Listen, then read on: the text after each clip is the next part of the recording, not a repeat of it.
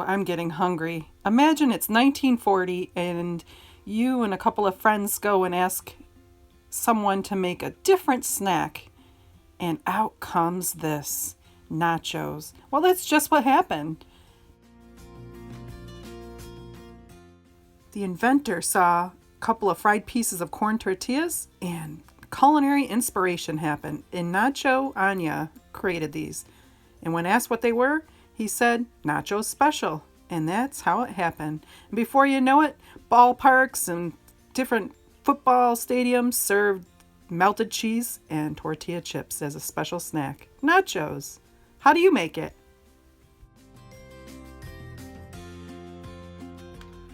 I think I'm gonna make some nachos. Got all my stuff here. I am kind of feeling maybe I'll make some super nachos. Ooh, yeah. Got a big pan there, and you can see I got some leftovers from last night.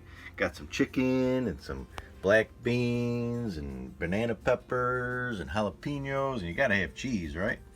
And salsa. And I'm just gonna layer out some of my chips here. I'm gonna spray the pan first with some cooking spray, and then we're just gonna dump this bag. No sense of using our hands. We got a big pan here. Look at that. Spread them out. And I like to layer these. But since it's a big pan, we're going to have enough room to put everything on there without having to put another layer on top.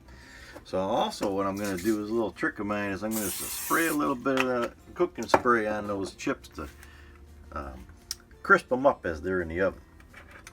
So you can layer it on any way that you want to, but I like to put the salsa on first.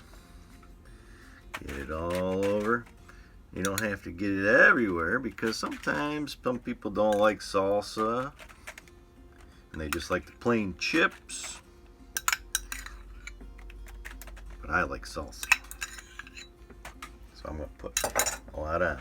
Then we'll put our protein, our chicken that we had last night.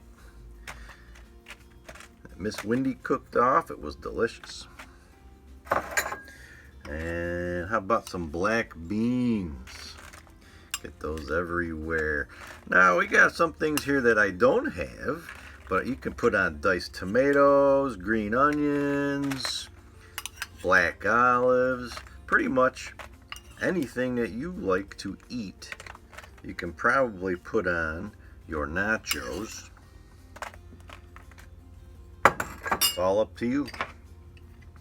I'm going to use my fingers here. Get these all spread out. Got banana peppers.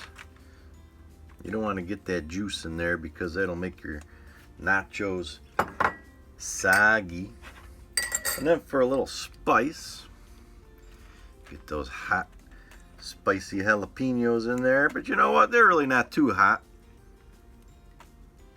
But they are spicy, so be careful if you're not used to hot peppers. And then to top it all off, you gotta put a lot of cheese. Everybody loves cheese. And it's kind of a binding agent. You can get it on there. It'll melt everything together nice and neat. Look at that.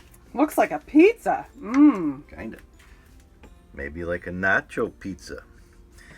But then what we're going to do is in a 350 degree oven for, I don't know, doesn't really have a time limit because you're just going to kind of keep on looking in your oven to see if the cheese is melted. You don't want it to burn.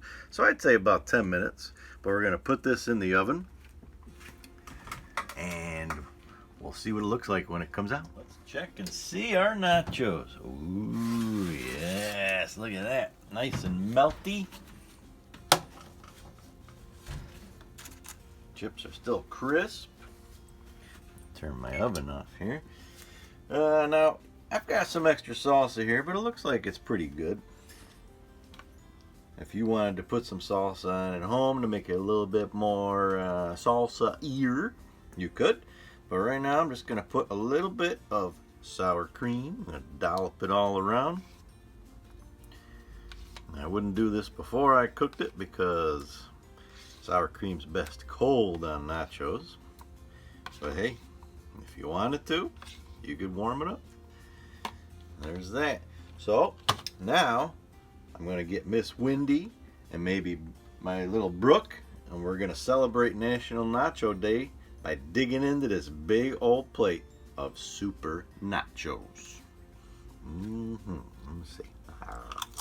Crunchy. Nom, nom, nom. And here, a bouquet of nachos that I received for Valentine's Day. What do you like on your nachos? Share with us on our Instagram page at Manliest Library. And be sure to tag your photo at Manliest Library. We'd love to see your creation. Thanks for watching. And for further books to check out at the Manliest Library, I was able to grab these. Let's Eat: What Children Eat Around the World. The Coming to America Cookbook. Delicious recipes and fascinating stories from America's many cultures. And Garden to Table. A kid's guide to planting, growing, and preparing food. You can check out these and others from the Manliest Library.